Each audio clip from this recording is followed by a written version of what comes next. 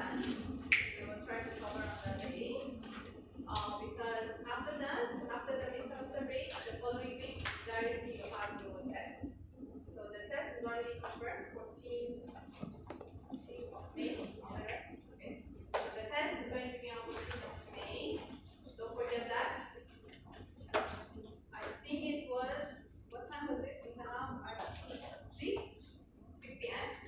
Okay, 6 to 7:30 or 6:30 to 8. Which one do you prefer? 6 to 7:30. Yes. Okay, because I know that some they have tests directly after that. Okay, so that is going to be all from my side. I only have to cover the first 3 chapters with you. Chapter 1 and chapter 2 already covered. Chapter 3 will be for the next 3 weeks. And chapter 4 and chapter 5 will be covered by the DSP.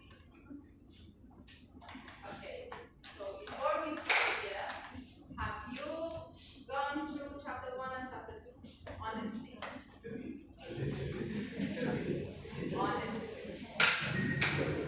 Honestly, a little bit. Honestly, little bit. Honestly, a little bit. Very honestly? Yeah. Very honestly, not at all.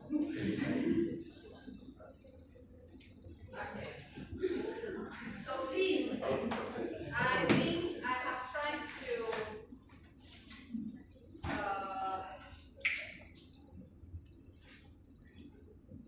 I usually try to advise everyone in the beginning of semester.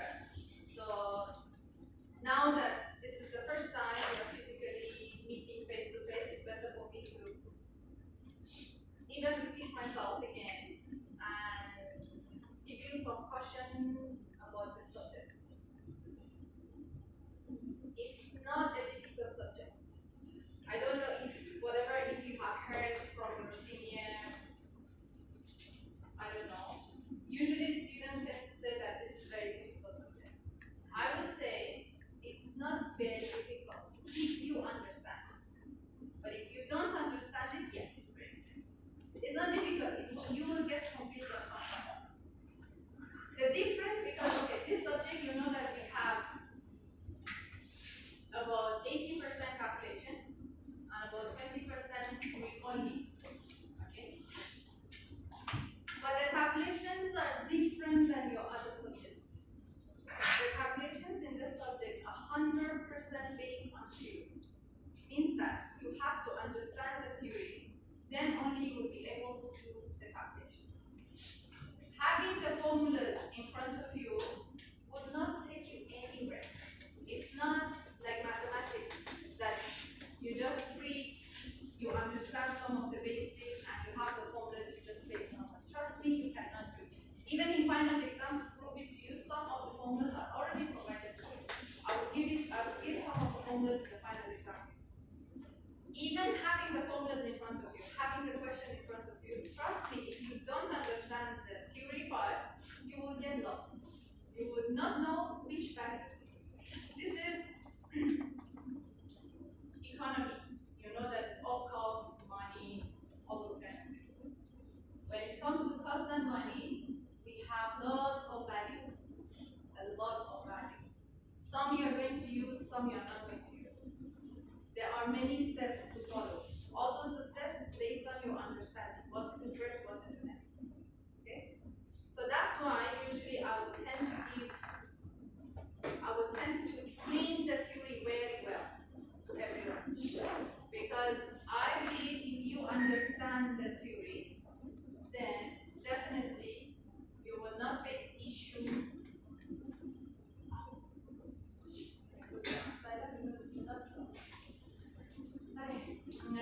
If you don't understand the theory, it would be difficult, trust me, to do the math. So you should have started earlier, but still we are in week 4 now, right? From today, try at least while you are in the class, make use of this 1 hour and a half, 2 hours that we are in the class. Try to understand the theory. If you have a question, ask me. I will repeat and repeat and repeat a million times as you want until I make sure that everybody understands the theory.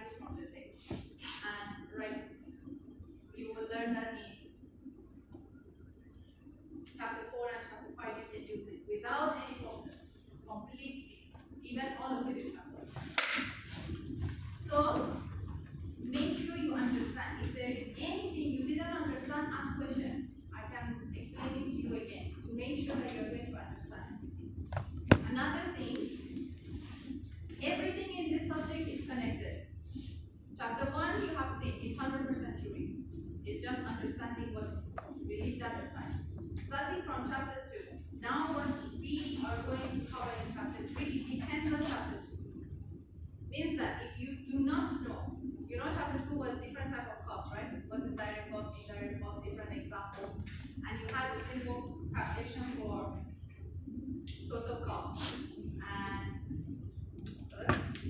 revenue break-even point. So you know that even revenue and break-even point, if you don't know the total cost, you cannot calculate it, right?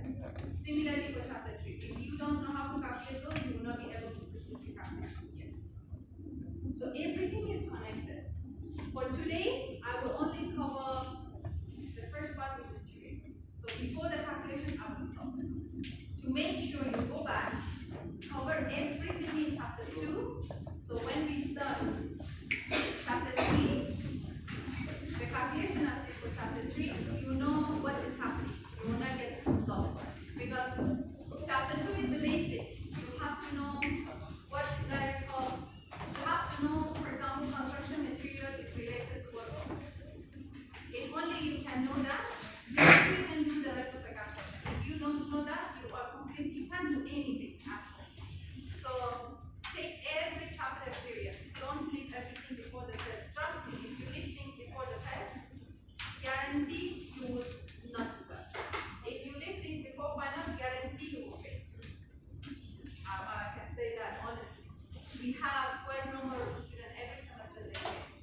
But those students, I can see their performance very weak. They don't do anything. They are completely leaving. Imagine it's 1 week or 2 weeks before semester ends, and I come to class and I ask questions, and I can see some at least responses. Some they are completely lost, like he doesn't know or she doesn't know what they're doing in the class. So that person, even though you sit back and study, you cannot figure out everything, because suddenly studying all these 5 chapters together, it's very complicated.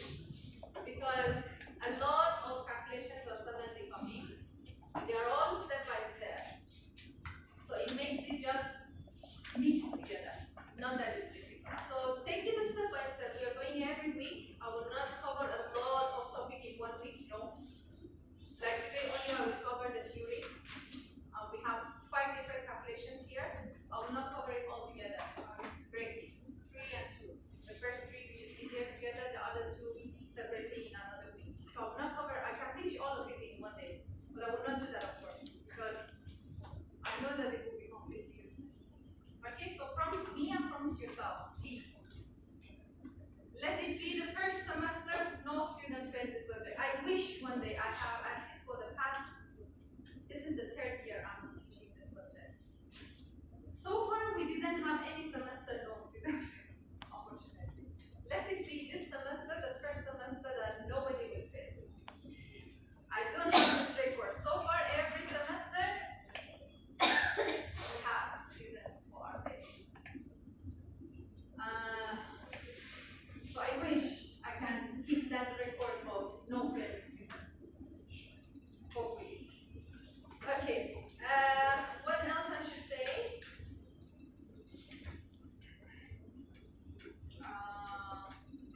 I already explained about the coursework, right? So you know the coursework, you know how is the test, how is the final. I already covered those. So do you have your reference book already? No? See, this is not a good progress. You are in week 4, you should have a reference book. I already said it. You should have a reference book. Search online now. You all have smartphone, right? Search. Google. Now, engineering economy book. That's it. Just like this. You will find about 3 or 4 books available online. Full PDF for free. You can download it.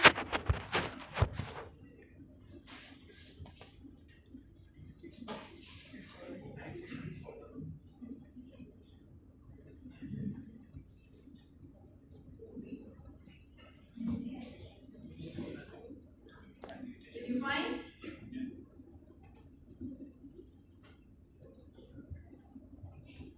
For those they like to have a physical book, you can go to the library, and we do have in just this morning class 9 to 11. I had another class also same subject.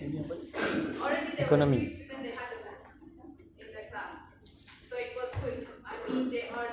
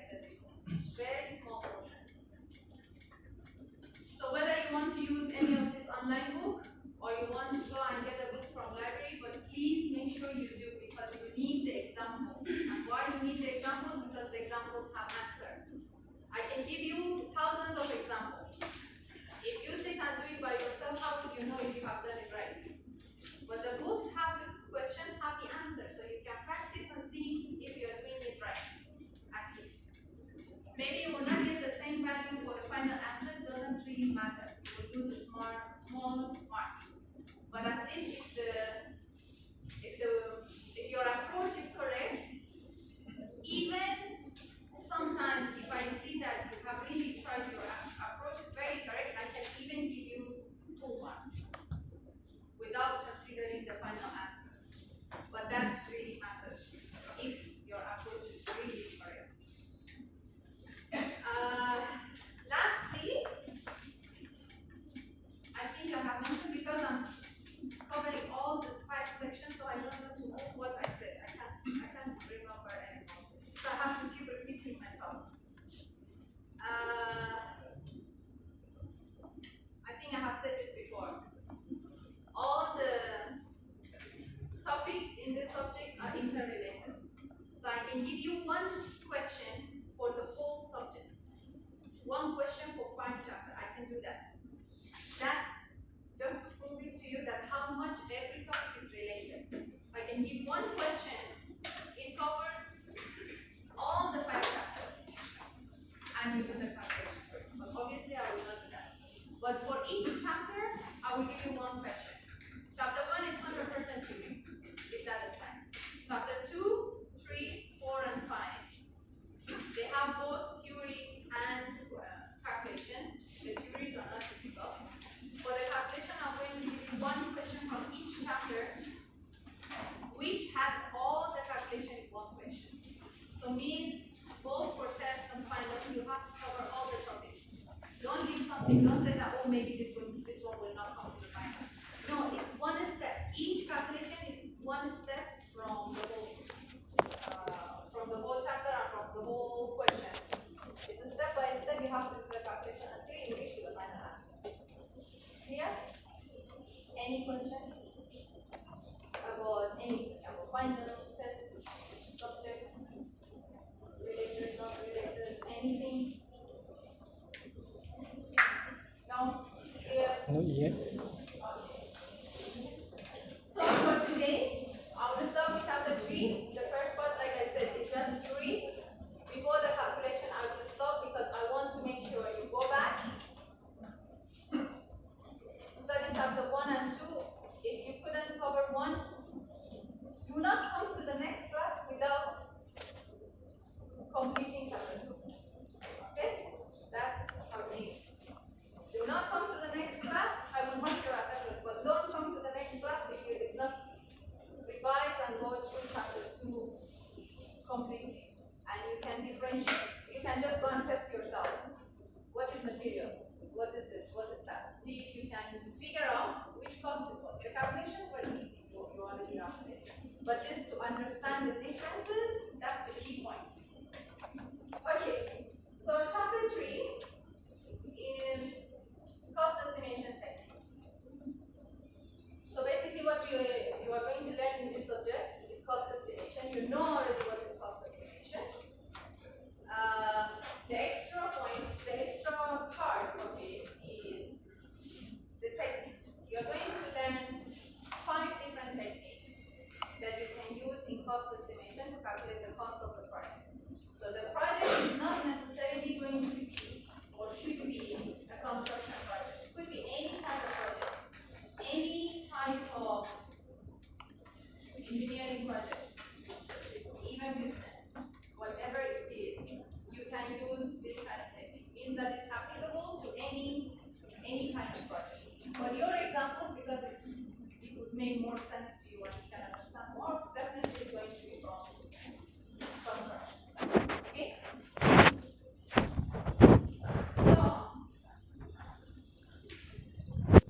Simple. What is an estimate? You already know what is estimation. Cost estimation, of course, is a very important technique. In any kind of project, whether it's construction, pure civil engineering, any field of engineering, any business, any finance, whatever it is, any work literally you want to do, cost estimation is the first thing. Today, even if you decide that you want to purchase something, you're going to first thing to look at how much it's going to cost, and then see whether you have enough money to purchase that item or not. Or if you require to do saving, how much you need to save, how long it will take you to save. So all this is included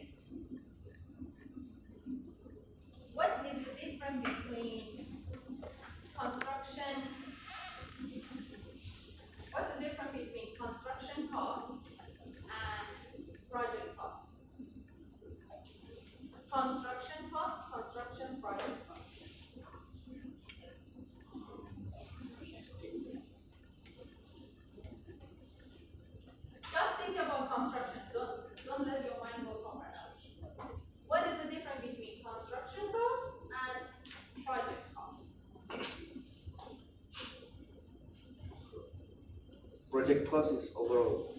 Project cost is overall. Construction cost is The just the cost. the material, the logistic. Okay. Not bad. So when we say construction cost, we are just focusing on one phase. You know that the whole project life cycle, later on you will learn about life cycle, but I think you are third year or fourth year? Okay. Third year. Fourth. You already took the, what's that subject? SEM? Yeah. So you know what is WPS and you know what is life cycle. So you are clear from that to topic. I don't need to go through it depth. They are very important topics. We have them also here. So when we talk about project cost, we are talking about the life cycle. How long is the life cycle of a building? Average. Life cycle of a building. 50. 50 years. Average is 50. We have even older like 47. Average life of a building is about 50 years. So when we talk about project cost, we are talking about all these 50 years. Not only 50 years, actually we are talking beyond the 50 years. 50 years is the life of the building. Maybe 2 to 3 years is the construction phase. Maybe 1 year is preliminary and planning. So we are talking about 60 plus years. When we are talking about the whole project, starting from design, planning, all the preliminaries, construction cost, what do you call it, like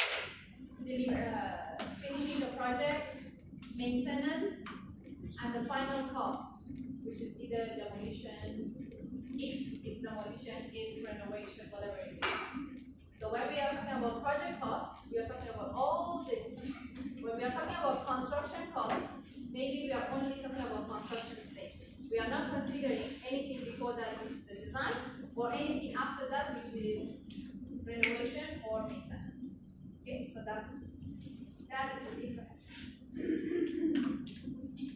So some of the importance of cost estimate. First, it provides standard against which actual expenditure incurred during the course of project can be compared and serve as the basis for cost control. What is standard cost? What is standard cost?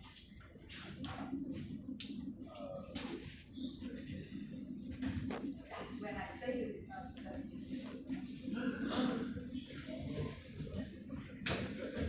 I want to catch you to know whether you have studied or not. Because if you had, you would know what is the standard cost. Huh? Planning? Planning cost, like what?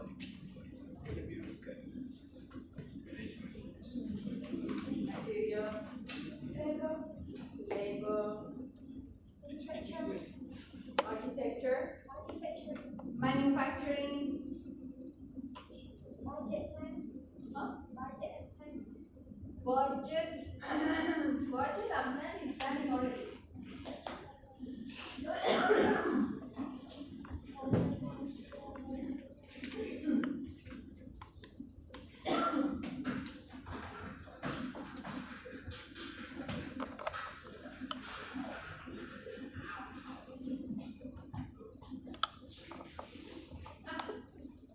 After all this Chinese, I still didn't get used to the new semester. No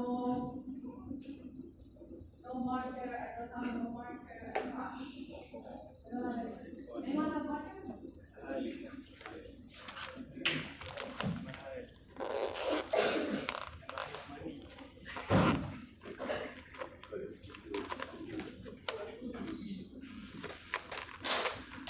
So sad. We don't have marker.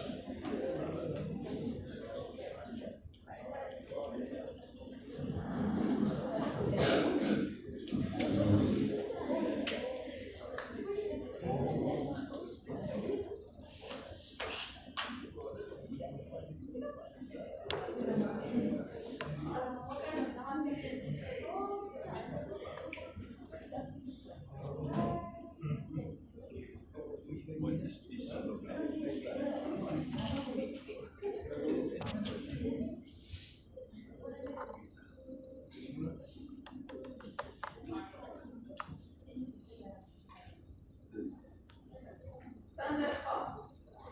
You remember this?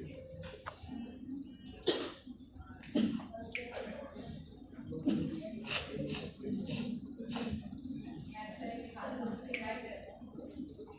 Standard cost is the cost that you estimate. It's just an estimation, it's not actual. You just estimate the cost, that how much your project is going to cost you. So it's an estimation during the planning stage. You estimate how much your project is going to cost you in different time frames from the beginning until the end. So in reality, we do it per day. Every single day, how much is your project is going to cost you. So eventually, let's say if whatever it takes us as a month, let's say, and these are the cost. So initially, you're going to know in that particular point how much the cost of the project. In the next particular point, how much is the cost of the project. So every single day, you're going to know how much is the cost of your project. So this is what we call as a standard cost. Standard cost is important because then we have something else as, let's say, actual.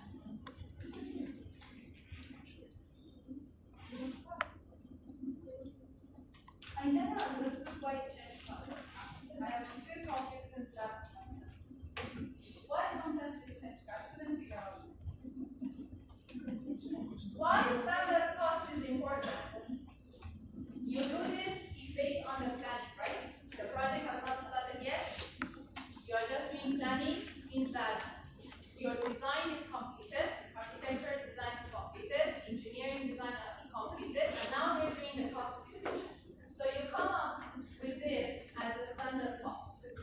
Then everything is completed, and now you start your construction. Now we enter the construction phase.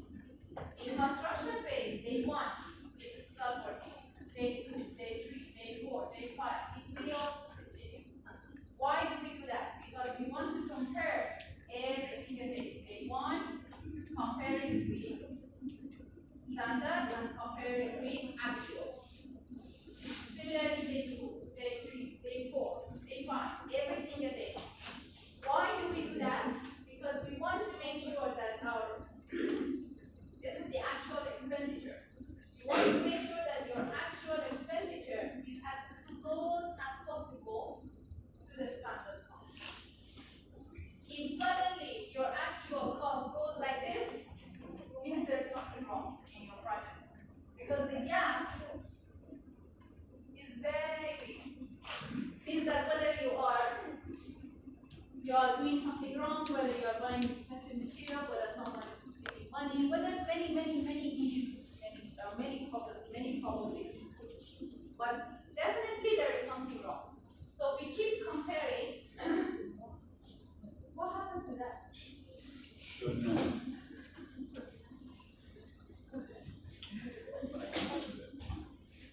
I just said it.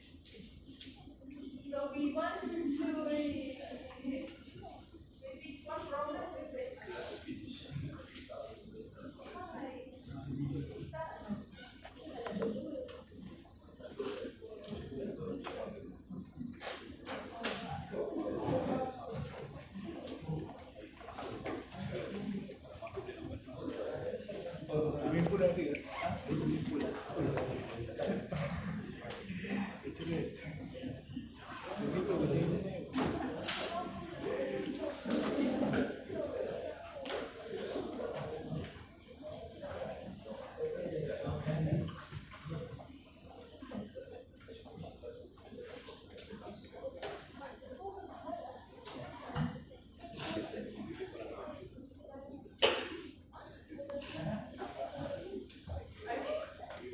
you want to make sure that you monitor your project every single day to make sure that, for two reasons, not only cost, you are on a good track of time, means that you are completing every activity that is required based on what you plan, and the cost is also based on your plan.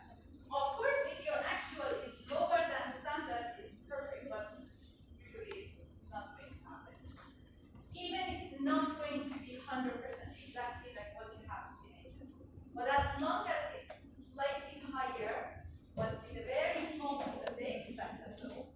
Because the estimation is something that happened in the past.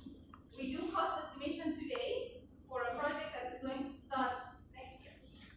We do it 6 months, 7 months, sometimes 1 year earlier, depending on the scale of the project. So you do cost estimation for future.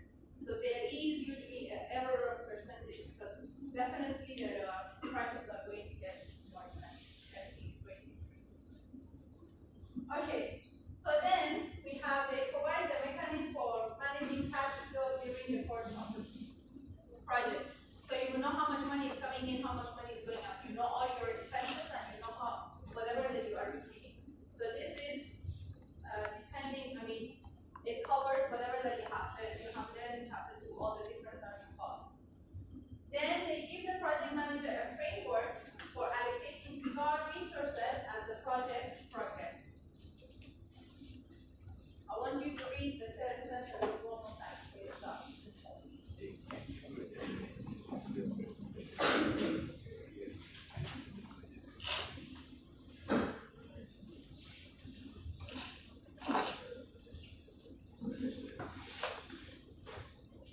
What do you understand?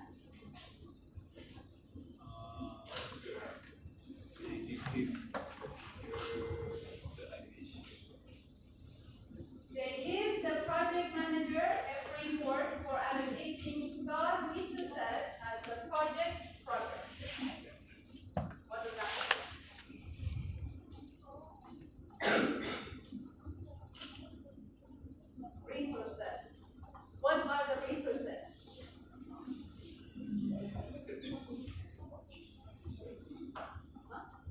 No. Material. Labor.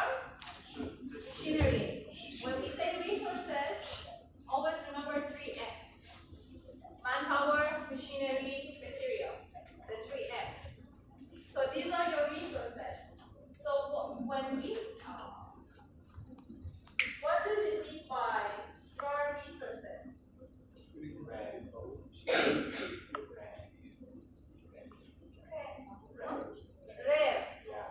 Not rare. Another term. There's a better term to use. Limited. Scarce resources means limited resources. So it's best when you do a proper cost estimation. Or why it is important for you to do cost estimation?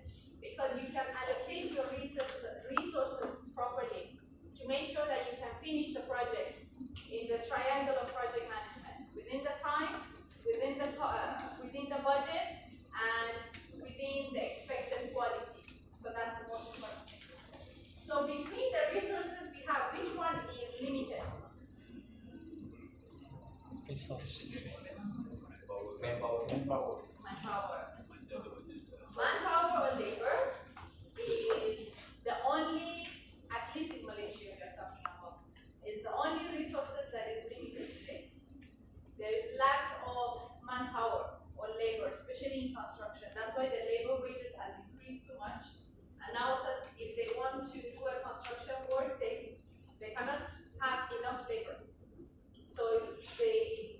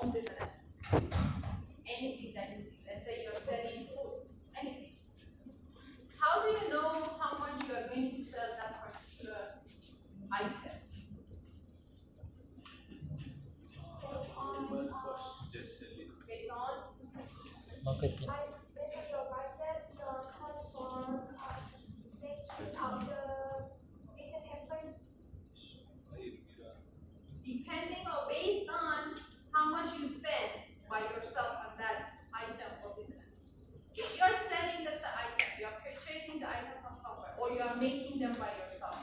Depending on how much you spend on preparing those items or purchasing it, whatever that you have spent, definitely that's number one. Then you want to add profit. You don't want to sell it with the same price. If it costs you 50 ringgit, are you going to sell it with also 50 ringgit? No. You will sell it with 70 so that you can get 20 off at least. Because if there is no profit, what's the point of doing business?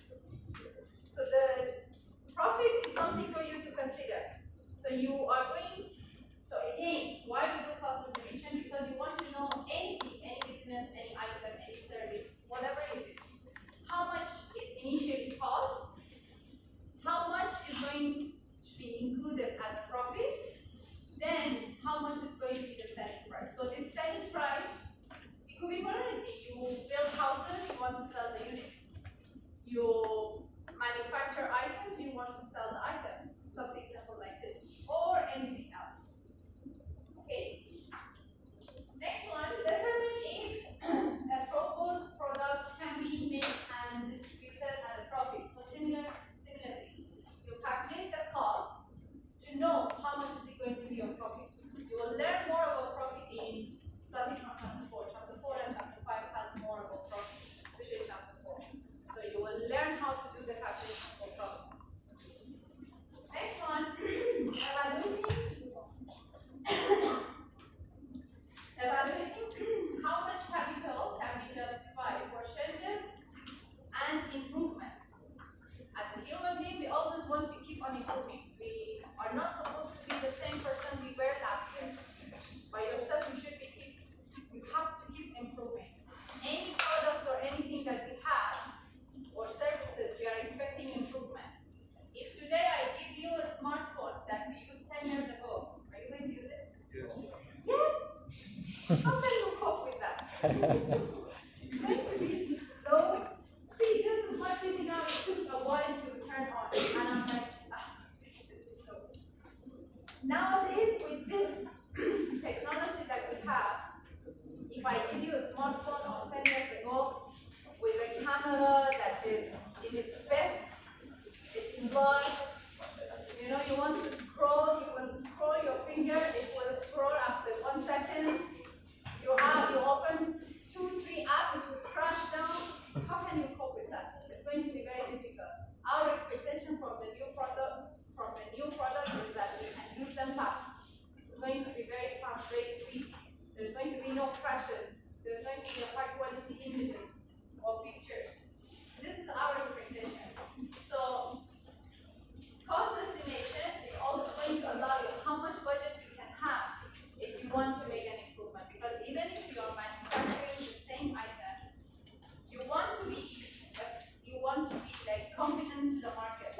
On every single day, there are new items and new facilities, new technologies that come to the market. Go to the market today if you want to buy a phone. How many brands we can find there? There are brands that I don't even know they were existing. Look, is this even a phone?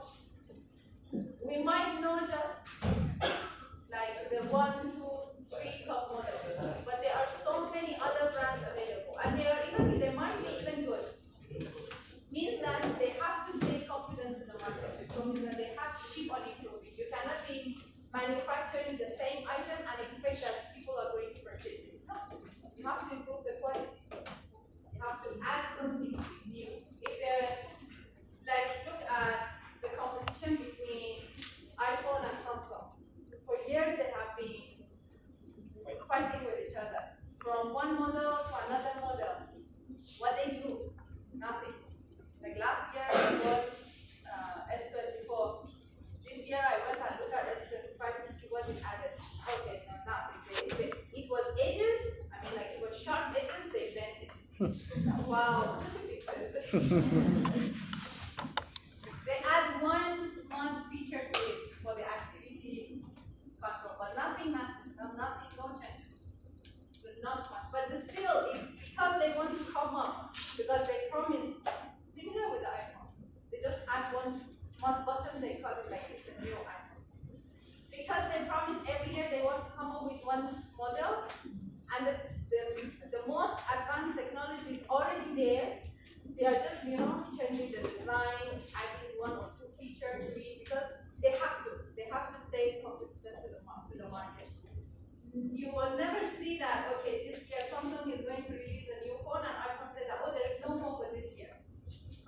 world with carbon dioxide. It's impossible. Then this is actually what I was explaining. Setting benchmark for productivity improvement program. You have to be competitive. You have to be able to be competitive to the current market. Whether it's construction, whether it's service, whether it's product, doesn't really matter. Okay, so what I'm going to show you quickly here, just for your own information, there are a few projects that I'm going to show you here. They are all real cases, and they are the most famous projects that we had in the world. Maybe you have heard of them. Why I want to show you a project like this is for you to understand that any changes, any mistake, any difficulty, any risk, how much it can contribute to the cost of the project. So these are actually my tools. So look at this project. Have you ever heard of this? Never. Never? Yes, you don't read. You just focus on your notes. No additional book, no additional search. You are the next generation going to the industry. You should have more than what books can give you. In this generation, nobody look at books anymore because books are outdated. No one reads books anymore. No one goes to the library anymore because we can have books and all the updated references in our hand online. So books they don't have a place. So you have to keep yourself updated. Read sometimes. You will see interesting things. This is one project. It was in US. It was a very huge project. I like to call it fail, but it's not fail. I call it fail because they completed because they had no choice. But it is failed because it took a long time and it became very expensive. So look at this project. This project, look at before. This is the before. This is in a downtown in Boston. So it's very crowded area. Like imagine you go in the middle of chaos. How is it that? You will be forever in traffic jam. Very crowded, polluted, noisy, everything. So what they have done, all these roads have been transferred underground. So this is after. Actually, after it more looks like before, right? After it looks old, but the photo is not nice, but the idea was that maybe the photo is not, but the idea was that all the cars and crowds and noise and pollution, everything, they wanted to take it underground so that it's more manageable, safe, and they can control it. And on top, it can look, just nice and smooth. You would definitely feel more relaxed in this area than in this area. Definitely. So that was the idea, and then you can see how huge is the area. It's not small. It wasn't a small project. Very important. So the important is here. The important is this project started in 1991. We were not even there yet. It started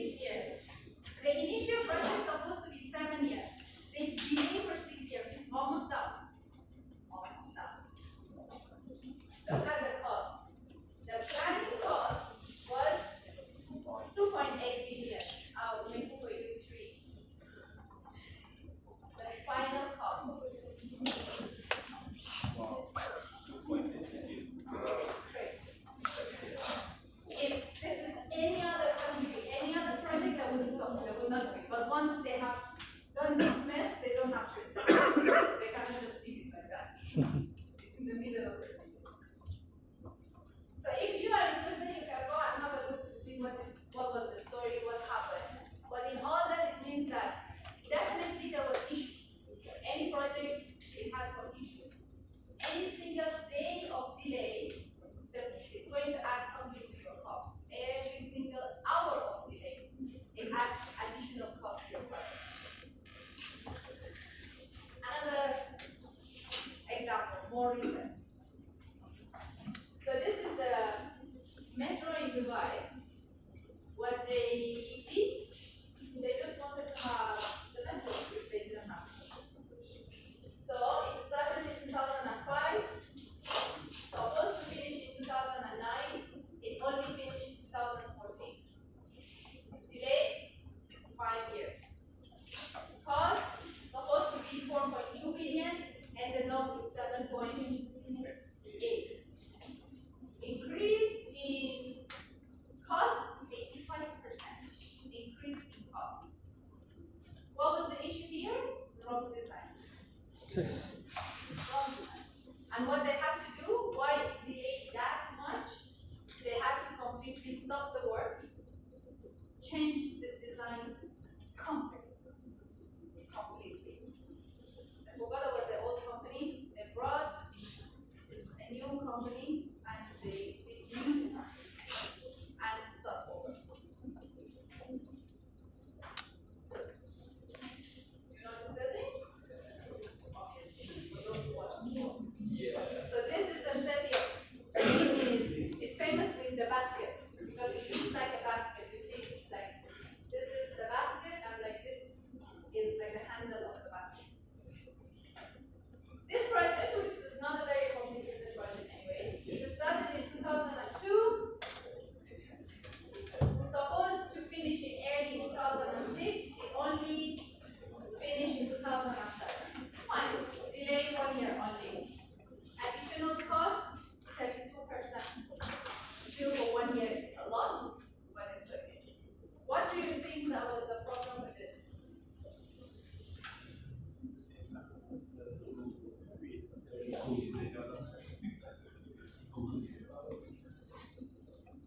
Very simple.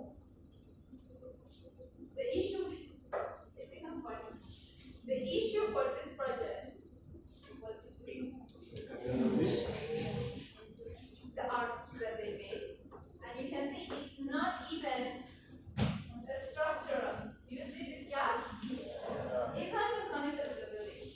It's not a structural design. It has no purpose. It serves no purpose rather than beauty. 100% architecture, nothing else.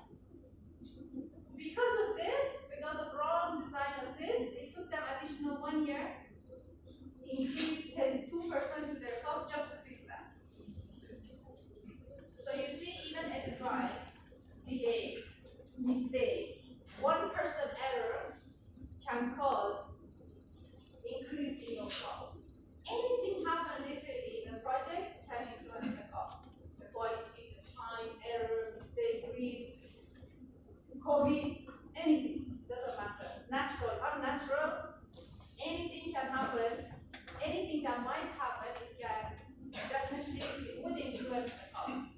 So that's why planning, cost estimation is very important. That's actually the name. So you know, Petronas obviously.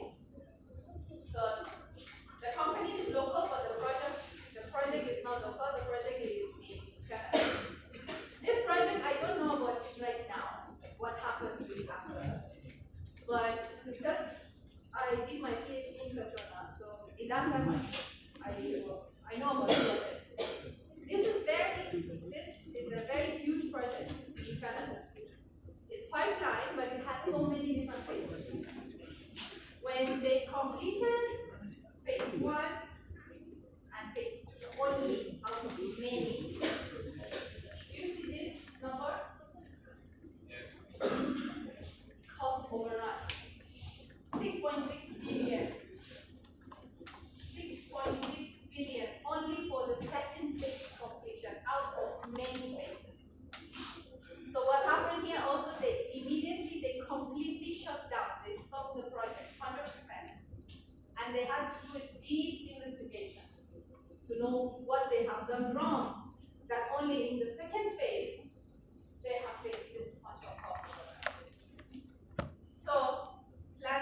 methods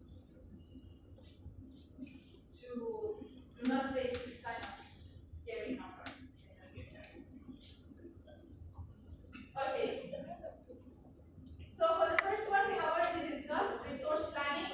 So resource are the 3M, manpower, material, and machineries. So planning of all these are very important to make sure that your project is going to complete within the expected time frame, within the budget and with the expected quality. So that's the first thing. And then we have cost estimation and cost budgeting.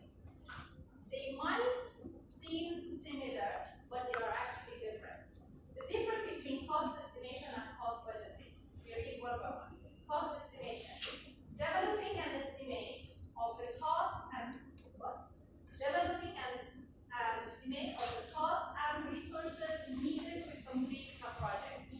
So you're going to figure out all the resources that is required and estimate their cost. How many labor do you need? How many of them are skilled? How many of them are unskilled? What type of machinery do you need? What is even the capacity of engine for each equipment and machinery? How many hours and how many days do you want to use them? What are the materials that you want to use? And specifically which material? What is the grade or the quality? And how much is the quantity? So you want to calculate, you want to have all of this information in detail first. Then you go to the cost budget. Allocating the overall cost estimate to the individual work item to establish the baseline for measuring performance. Then only you can put things into calculations. That's why here, before this, we prepare WBS, work breakdown structure. You want to have all your tasks divided into smaller portions to make sure that you know what needs to be done. So when you know what needs to be done for every single task, you know that what needs to be done day one, what needs to be done in the day two, and then you estimate the cost for it. For day one, day two, how many labor, what are the equipments, what are the machineries, what are the material, how much of those material. So you can plan day by day. Clear? Okay. So the first step when we talk about cost estimation is to understand the process. Process is easy. To me, I would say everything in life is a process.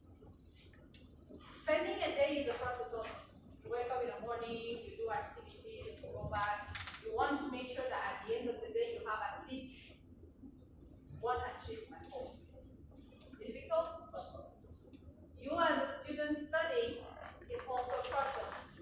You have done things before for you to allow you to enter university. You will study here, you will certain courses, a duration of time, you will graduate, you will have a certificate to, for example, get a job.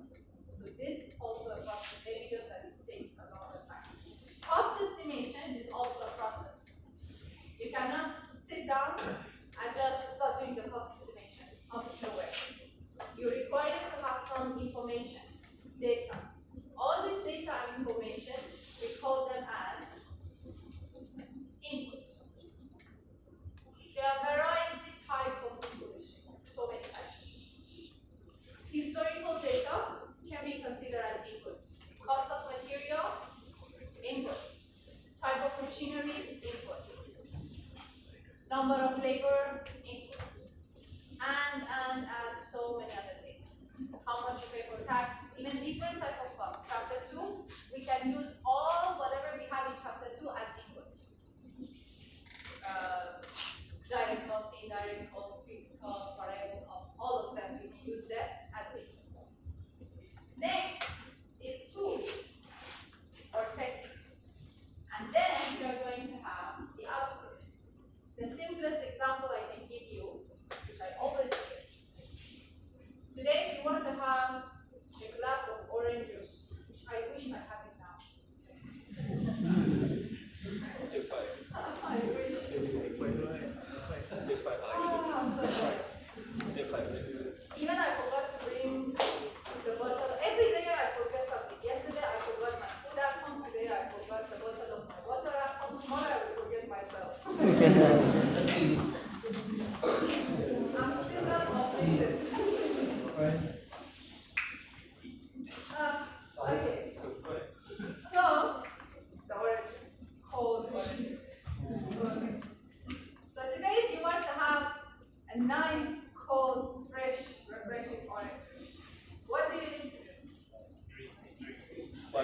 Like orange. So lazy. I didn't say it's ready. If you want to prepare, what you would do? Buy orange. You need orange for sure, right? Yes. You cannot do orange juice with apple. You need orange. So the orange is what? The orange is input. The orange is input. Tools and techniques.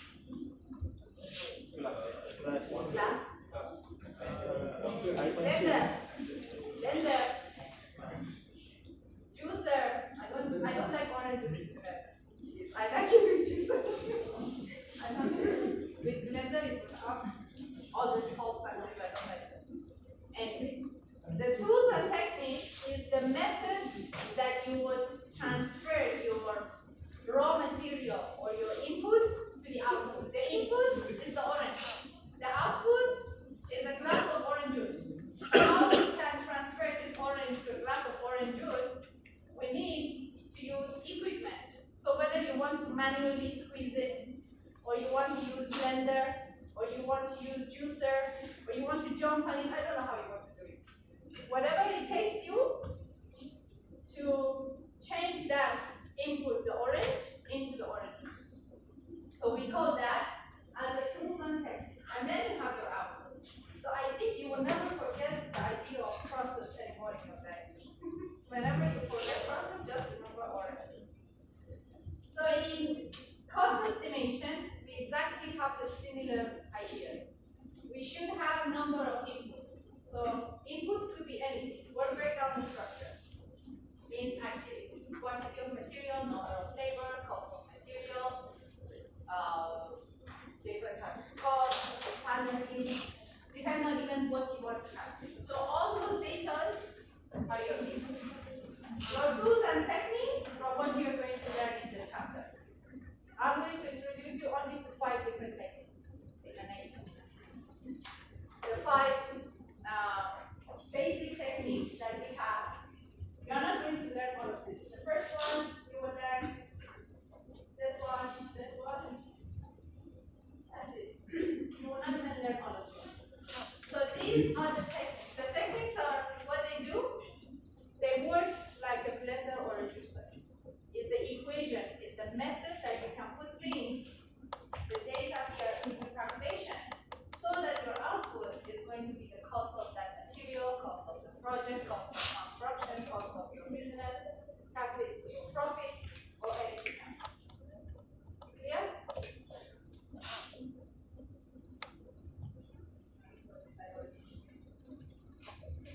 Okay, so this one is chapter 2, which you have mastered. This one is here just to remind you that before you can be able to put things into calculation. First, you have to know what is direct cost, what is indirect cost, what is labor, what is material, what is the category of this and that, and everything else. So, we will skip this since we have very active students still in the mood of holiday. We go to the next one. So, the component of estimate, obviously, depending on what you want to estimate, of course, we have different. So, we have material, labor, and equipment, which are our resources, our thing. Then we have the overhead, anything that you have the supply. We can have operation and maintenance as well. And then finally, you want to count on your profits. You calculate the cost for you to know how much is your profit. Today, if you are a developer, today, if you are a contractor, you will not care about any of this. You will be like, how much is my profit? Because you just think about the money that you are going to get. No matter how much you spend, if your profit is going to cover whatever you have to spend, you don't get even this amount. So you need all this in order for you to reach the profit. So you need chapter 2 and 3 to reach chapter 4, which is profit. Okay?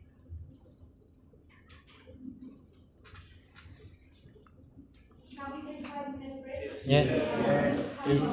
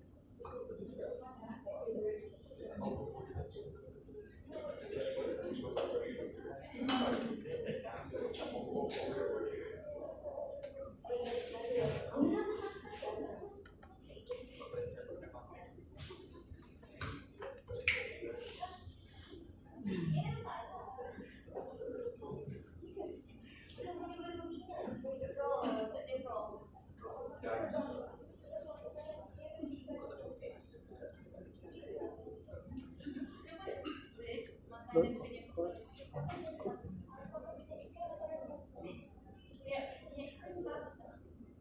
Story of course.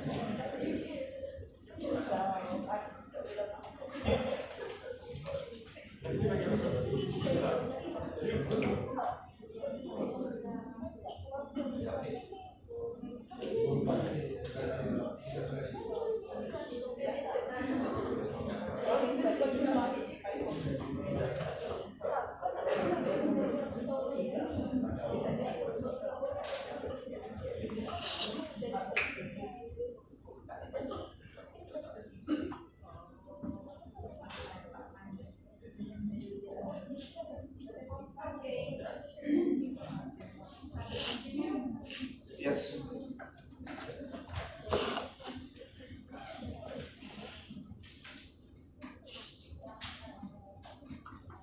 Okay. So the first cost estimation, it's not a technique, but all the techniques that we have are going to match the next two methods. Okay. So the techniques that you will learn in the next 2 weeks are either from top-down or bottom-up approach, but mostly from top-down approach. So you know the difference. But you have to understand what is the difference between top-down and bottom-up approach. So first we go to top-down approach. Top-down approach uses historical data from a similar project. In that you want to do a project, so it's a project, it's construction, building, manufacturing, any type of project that you want to do. In order to do that, all you need to do is to find a similar project that has happened in the past. How long in the past doesn't matter. From 1 year to 100 years. It doesn't really matter. Let's say we want to construct a building, a classroom like this. In the campus, they want to have similar block like this block B, for example. If they want to do this, this has been constructed, I don't know, a lot, many years ago, right? So if they want to construct a new one, all they need to do is to use all the information that they have for this. They can use the same design, they can use all the, let's say, material, equipment, and everything. All they need to do is that the price for this building is of course for many years ago. They are doing planning for the future. So all they need to do is to update the prices for the estimated, which is going to be for the new project. And if they want to implement any new improvement, if they want to make slightly a better design, if they want to improve the quality of furniture, if they want to improve, for example, if they want to add some better, for example, systems or smart system or anything else. So in top-down approach, we use historical data. It is used to extrapolate cost and revenue for current projects based on all those historical data and data that we have from a similar project, not any project. We are not going to be using, for example, a housing development and use it for office buildings. Obviously not. A similar project, not 100%, but at least it should be similar. Modify data for changes in activity level, energy consumption, or anything else. So any modification that is required, changes of materials, you want to add extra feature, you want to make it like more energy efficient, you want even to increase the number of activities. Like maybe you want to, let's say if it's high rise, previously the project was let's say 10-story, now you want to make it 20-story. It's similar work, just that multiplied by many, right? So you increase the number, it's still fine, as long as the project is going to serve the same or similar purpose. And then it is best used when alternative are still being developed and refined. So of course we are using the first stage, means we are using it during the preliminary step or preliminary design. So some of the advantage that top-down approach has, overall project budget can be set or controlled fairly accurately.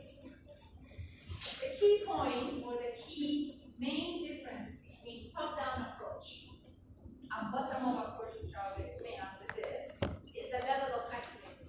The level of accuracy in the top-down approach is very high for few reasons. Number one, we are using a similar project. When I want to construct a similar room with this, and I already have done that in the past, and I just want to repeat, the level of error that I might face, the number of error that I might face is very small. It's very low. Because I'm just repeating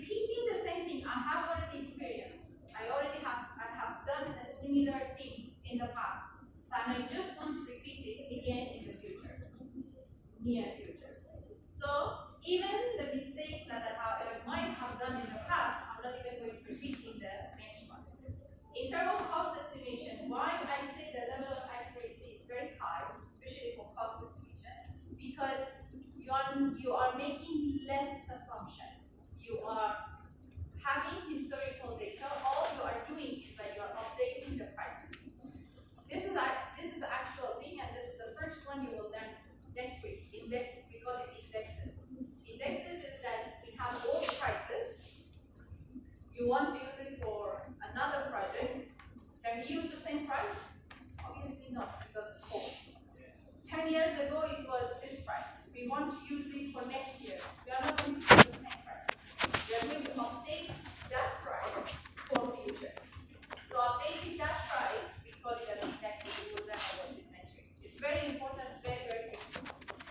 Number two, management has more control over budget disadvantages. Because the level of accuracy is more. The knowledge is more, you have historical data, you have a lot of data, you have more control over everything that is happening to you. I'm not saying that you can avoid risk. Risk is unexpected, can happen anytime, but it's more manageable, at least. Leads to low level competition for larger share of budget. There's not going to be a lot of competition because they know what they're doing. You are exactly acting based on previous knowledge and historical data. So that's from the top-down approach. Basically, if I want to explain it one more time before I go through bottom-up, this topic is very important because even though we don't have calculation in this one, unless you want to do a simple calculation by yourself, but usually you might face this question either in test or final exam, and you have to explain it by yourself. Because writing what is written here will not take you anywhere. So I'm now explaining it to you.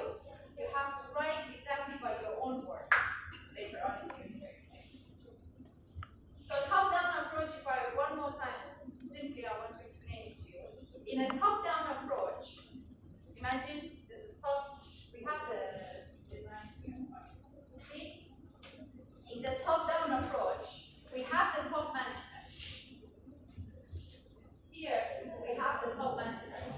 The top management is going to be dividing the task to people, and every group, they are going to work individually.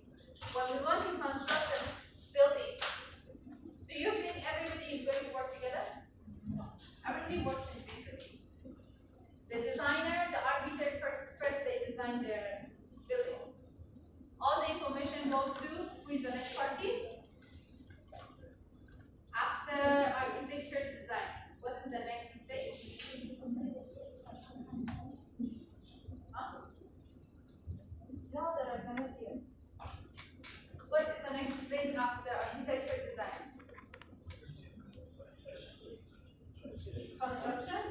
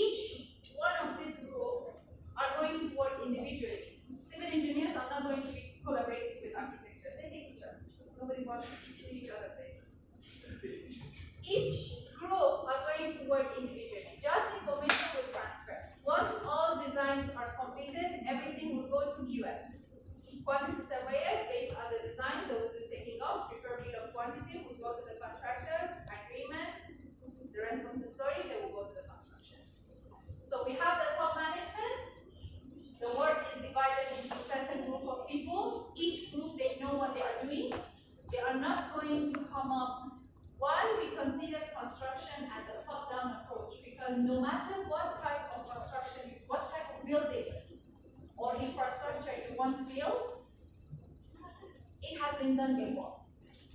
Even if you want to build high-rise tower, all these towers that countries are fighting against each other, we have the highest tower, we have the highest tower. It's not a new construction. It's the same method of construction, just like how able they are to make it even taller and taller. I would say a construction considered as new if they want to build a tower upside down under the sea. No one has done it before, and it's impossible. Imagine you want to make KLCC upside down inside the sea. Impossible. You cannot even do that. You cannot even reach to that in the ocean. Or how do you don't want to do it? You see, if you want to do something like this, we don't have historical data. No one has done it before. There is nothing to refer. You cannot go and ask, how can we do that? Or how much it cost you last time? Because nobody has done it. When no one has done something,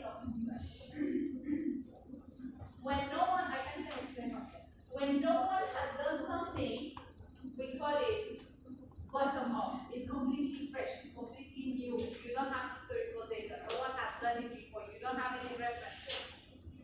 But construction is bottom up. The top management sitting on top. Okay, architect, you do the design. Finish. Engineer, you do structure. Civil engineer, mechanical, electrical, they will finish. PQ, you complete. Okay, now we go to the construction. They will finish the construction, do this one, do that one. The work is completed. You have historical data, you have enough knowledge, you have enough references to refer. You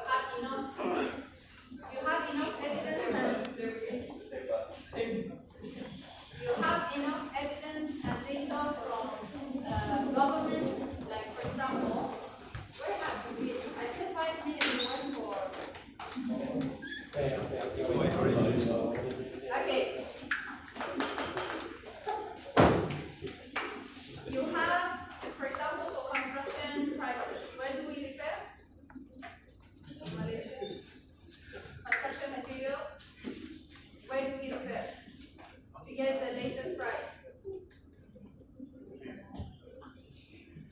Future civil engineers.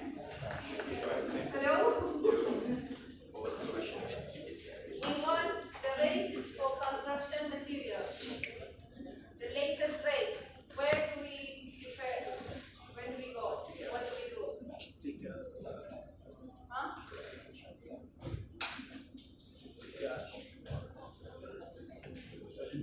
Today, if you go for a job interview, how do you answer?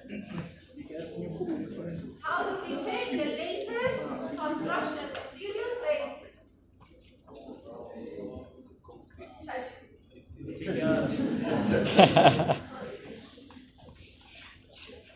Where? JKR? Specifically? CIDB? No. CIDB doesn't work with that. JKR is correct. JKR Rattle. You go to JKR Rattle and you see the latest update on construction materials. They will update every day. How much is 1 pack of cement? How much is 1 kg of this? How much is everything? So, all in all, when we are talking about top-down approach, all information is there. You know how much is labor, you know how much is material, you know how much is that. It's just that you have to collect all the information and data, bring it together to do the estimation. So that's all for the top-down approach.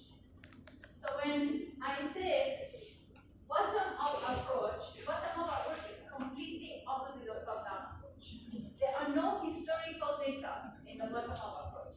Attempt to break down the project in a small manageable unit and estimate the cost. Why do they do this? Because they don't know what they're doing. It's completely new. Construction is something new. Construction is not something new. Even if you want to build the longest bridge, the highest building, unless you want to make a floating building on Earth, that is something new.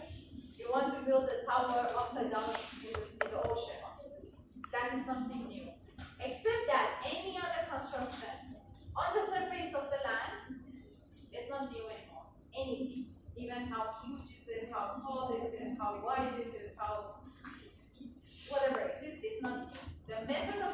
construction is the same. Bottom up is when you have no information at all, when something has not been done previously, when you have no historical data to refer to. Like anything you can think of? Any project you can think of? No? Usually, bottom-up approach is an approach that's used by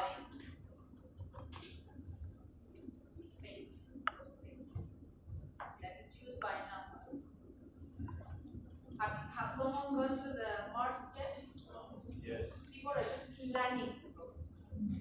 They're just planning to go and live there. They're just estimating how, like, they have gone, sent camera, maybe just touch the moon, see how it is, but they have no, everything is based on estimation, everything based on experiment. No one have lived there continuously. Just now you know about the two that they were stuck on, where is it?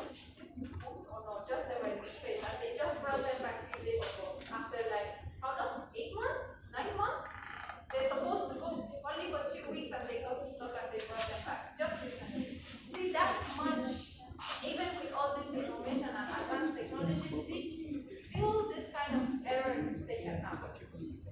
So, bottom-up approach is used for these kind of projects that they have no data, no past experiences, they have no historical data, no JK tool to refer to, okay, what to do, there is no anything. Everybody should come and work together.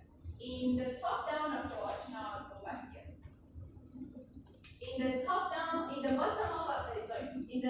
approach, I said, the project manager is sitting on the top, dividing the task to different people. Architect, they do the work, engineers, they do their work, QS, they do their work. They will combine everything, they will start the construction, finish. In the bottom up, everybody works together. Bottom up is like a puzzle. Every person brings some information, bring a piece, until you shape the whole picture. If people work individually, you will reach to nowhere. Because you need to work together. So there is no, I cannot say that the top management here is on top. No, there is nothing on top. On top is just illusion. They have no idea what's going to happen. So they will bring information based on search, based on estimate, most of it based on assumptions, in order to do a cost estimation. How much it will cost you to go to Mars? Who knows? Today, ask me how much it will cost me to go to the other side of the world. You can still calculate. Just go online and search for the flight, or you want to, I don't know, go by car, by land, by whatever, you can still put it into cost estimation, because there are ways. Anyway, what's the most far place from Malaysia? Is it US or is it maybe Russia? Very far from here, I think, because we are almost here. Even for me to go back, it will take me 1 day. 1 day. If it's long, the direct flight is like 9 hours. But usually we don't have direct flight, so it takes me 1 day. But it's okay. Still, it is possible. But today, if I ask you how long it will take you to reach Mars, you don't know. Even if you go and search online, all is estimated, all is based on assumptions, all is based on, they have sent a camera, not a spaceship, without human, just to test. So not a lot of information, no historical data. So it works off of the data. So for top-down and bottom-up approach, you have to be able to explain it like how I explained just now. If I ask you what is top-down approach and bottom-up approach, you have to be able to explain it like this. If I ask you to give me an example, you have example here, you can use it. Okay? The examples are simple. I mean, if you are asked to put things into calculation, you can just use your own assumptions, anything. So for, let's say for the top down, it's easy. You will say cost of material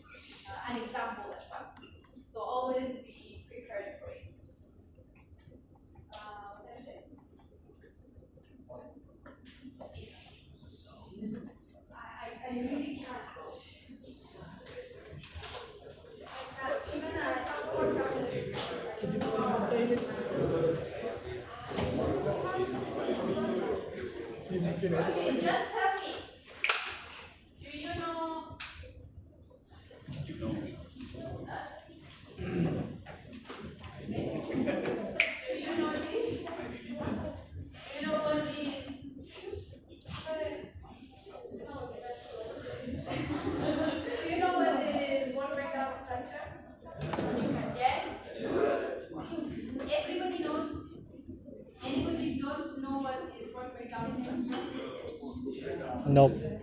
Nope. Who doesn't know what is work breakdown structure? You don't know. So you don't know how to draw a work breakdown structure? So next. If you knew I would go like this fast, but since I have to explain, we leave it for next week. Apa tadi kita? Breakdown apa? Breakdown. This is what reconstruction. Reconstruction tu macam main tapi dia berfak. Macam tentang. Reconstruction.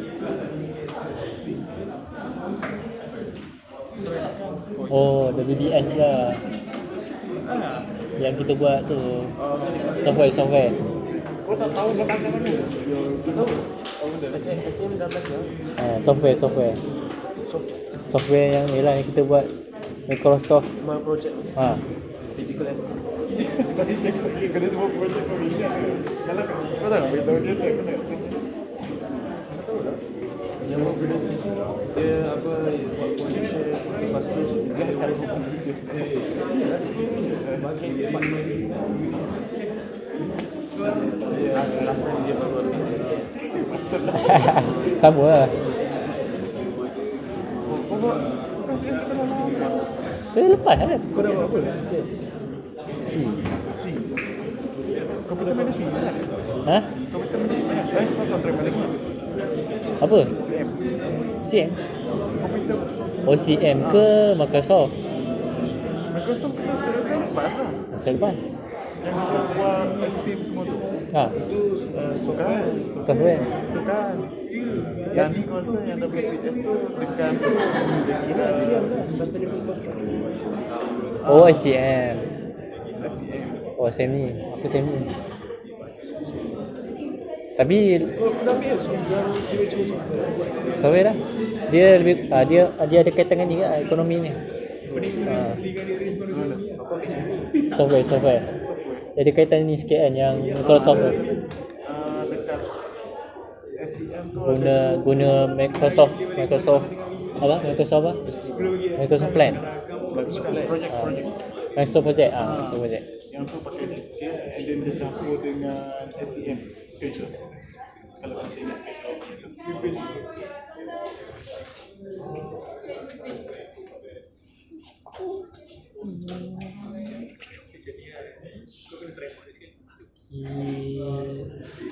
Dapat ke? Jauh nak.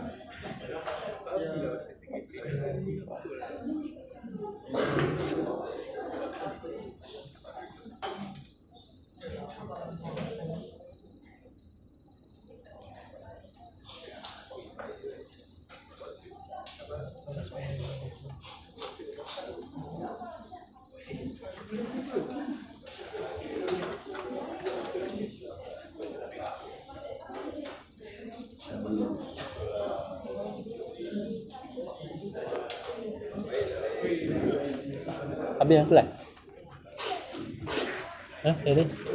Habis yang kelas? Awal lah.